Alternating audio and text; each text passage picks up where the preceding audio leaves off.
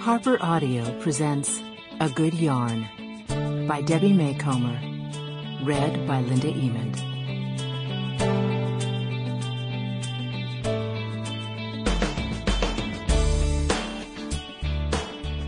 Knitting saved my life.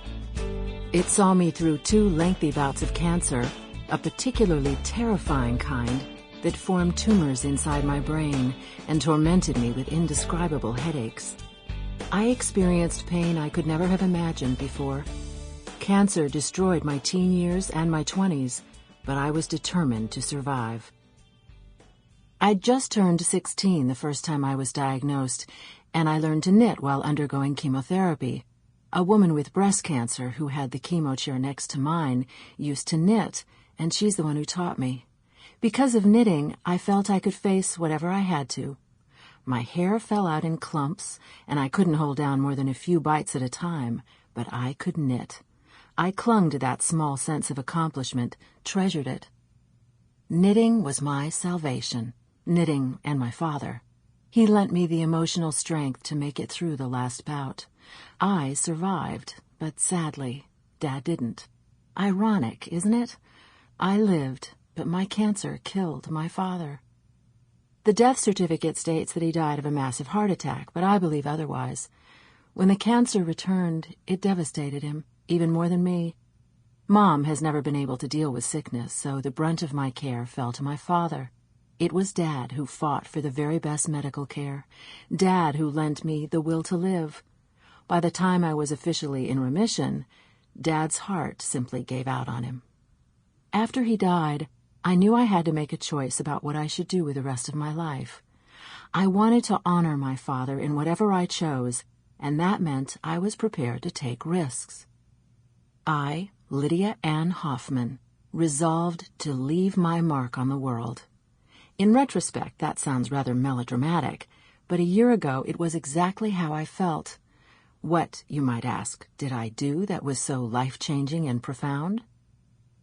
I opened a yarn store on Blossom Street in Seattle. That probably won't seem earth-shattering to anyone else, but for me, it was a leap of faith equal to Noah's building the ark without a rain cloud in sight. I had an inheritance from my grandparents and gambled every cent on starting my own business. Me, who's never held down a job for more than a few weeks. Me, who knew next to nothing about business plans. I sank every dime I had into what I did know, and that was yarn and knitters. Naturally, I ran into a few problems. At the time, Blossom Street was undergoing a major renovation. In fact, the architect's wife, Jacqueline, was one of the women in my first knitting class. Jacqueline, Carol, and Alix, my original students, remain 3 of my closest friends to this day. Last summer, when I opened A Good Yarn, the street was closed to traffic. I refused to let the mess and inconvenience hamper my enthusiasm, and fortunately that was how my clientele felt too. I was convinced I could make this work. I didn't get the support you might expect from my family.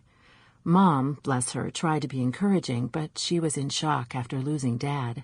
She still is. Most days she wanders hopelessly around in a fog of grief and loss. My older sister, Margaret, on the other hand, had no qualms about drowning me in tales of doom and gloom. The day I opened my store, she marched in with a spate of dire forecasts. The economy was down, she told me. People were hanging on to their money. I'd be lucky to stay afloat for 6 weeks. As you might have guessed, Margaret and I have a complicated relationship. Don't get me wrong, I love my sister. After I was initially diagnosed with brain cancer, she was wonderful. It was when I went through the second bout of cancer that Margaret's attitude changed. She acted as if I wanted to be sick, as if I was so hungry for attention that I'd brought this horror on myself. When I took my first struggling steps toward independence, I'd hoped she'd support my efforts. Instead, all I got was discouragement.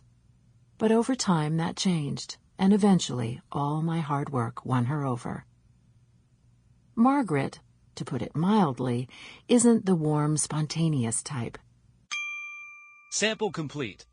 Ready to continue?